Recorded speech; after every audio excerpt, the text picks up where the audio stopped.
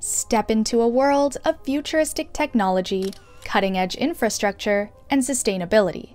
Welcome to the city of Telosa. Home of the ambitious vision of billionaire Marc Lore, you won't believe what he has been able to create in the middle of the American desert West.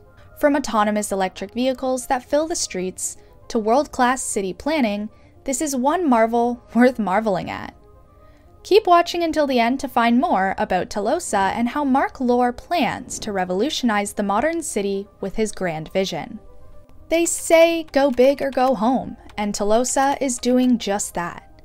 The planned development promises to be an entirely new model for society, one that can take on the world's biggest problems, like overpopulation, pollution, and climate change. Not only will it be a city of the future, but its name conjures up aspirations of good. Telosa is derived from the ancient Greek word telos, which means the greatest purpose.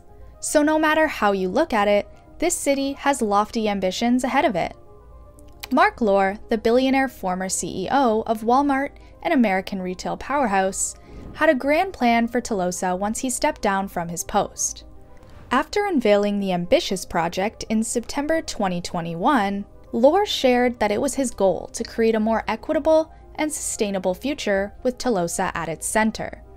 This utopian city could be the blueprint of generations to come. A brighter tomorrow, indeed. Telosa is in the hands of a capable leader, world-famous Danish architect Bjarke Ingels, who already made a name for himself with his Toyota-backed Smart City project in Japan.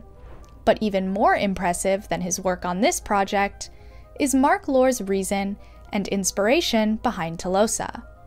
According to Lore, he wants to build a city that keeps people and their needs at its core. We have this really unique opportunity to focus on what's most important: culture, values, and really putting people at the center. We're not just building a new city. This is a new model for society. Where overpopulation, pollution, and climate change are just distant concerns of the past. It's no secret that cities are the hub of progress. Currently, more than half of the world's population lives in cities, and this percentage is expected to reach an astonishing 70% by 2050. They have become beacons of education and research, while providing economic opportunities for countless people. However, even with all their advances, not everyone has seen the same benefits from a city's development, creating a clear imbalance across the globe. It is precisely this widening wealth divide that Lore and Telosa are attempting to close. The objective is to create a city where everyone, regardless of socioeconomic status or cultural background, will have equal opportunity for development. The core of this strategy is an economic system called equitism, which aims to realize this goal of equality. The purpose of this method is to establish a neighborhood where residents will directly profit from urban development. Telosa will own the entire city's land under this structure, and its residents will have the ability to construct and sell homes on top of it. In an ideal world, land values will increase as the city does. As a result, the equality objective of ensuring that all residents have access to high-quality services is realized. The people behind Telosa aim to develop the city on arid terrain in the American West in the states of Nevada, Utah, Idaho, Arizona, or Texas, though the exact location has not yet been chosen. The city's location somewhere near the Appalachian region in the east is another factor. But why are they proposing to construct Telosa in the middle of a desert when there is so much land available in the United States? The fact that there is a ton of inexpensive and easily accessible undeveloped property in the American West is one of the primary justifications for this choice.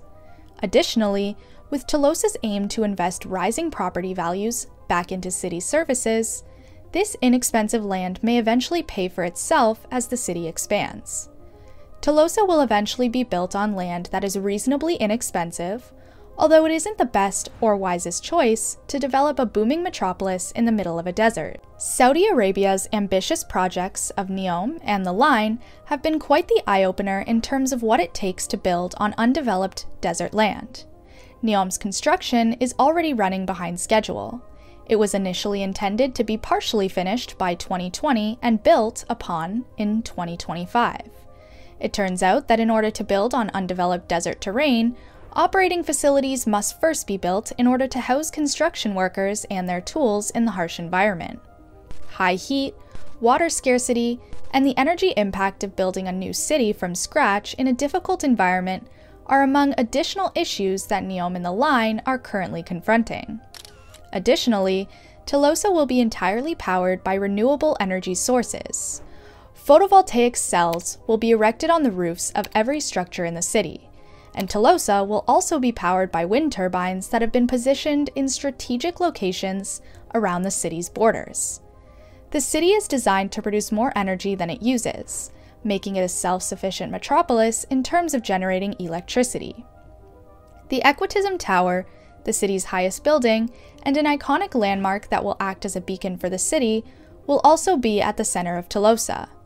An observation deck, an elevated water storage system, and aeroponic farms that will provide the city with fresh produce will all be housed in the tower.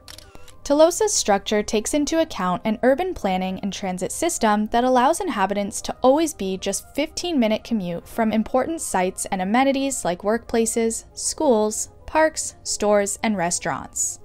Telosa will use a combination of well-planned transportation systems and autonomous electric vehicles, in contrast to the line, which will be entirely pedestrian-centric and prioritize public transit. The superblock concept of urban design, whereby heavy traffic is concentrated over the perimeter of the block, while bikes and slowly moving EVs will be given priority on inner roadways, will be used by the city. This accomplishes two objectives. First, it ensures that people can move between blocks with ease, and second, it keeps residential neighborhoods far enough away from busy streets to minimize noise pollution. Telosa's development will be done in two stages. The first phase's completion date of 2030 is a lofty goal. By this stage of construction, the city would be able to accommodate 50,000 people over an area of 6 square kilometers, or roughly twice the size of Central Park in New York. After it is finished, the second phase of the development will take 40 years to finish building the rest of the city. By this time, it is anticipated that the metropolis will house over 5 million people, covering an area of more than 120 square kilometers. Telosa will be comparable in size to San Francisco, but will have more than 6 times as many residents residing in the same region. Are you curious about the cost of constructing Telosa? Before we answer that, please consider subscribing to our channel if this video has been helpful. We would be immensely grateful for your support.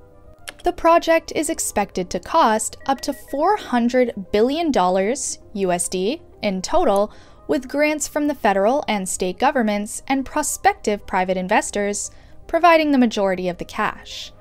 Unlike Telosa, which is entirely supported by the Saudi government and its sovereign wealth fund, the line in Saudi Arabia is thought to cost a similar $500 billion USD. Marc Lore and his team must overcome one of the main challenges with the development of planned communities like these: funding, in order to realize Telosa's incredibly ambitious plan and vision for the future.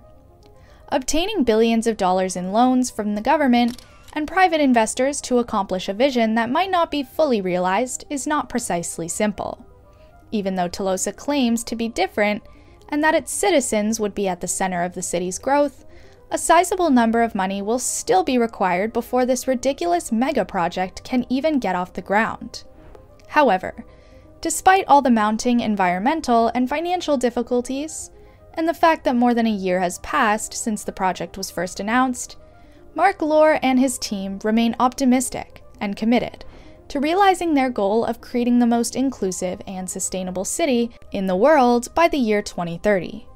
Lore may have lofty aspirations, but we recommend the tastier option of you watching more of our videos.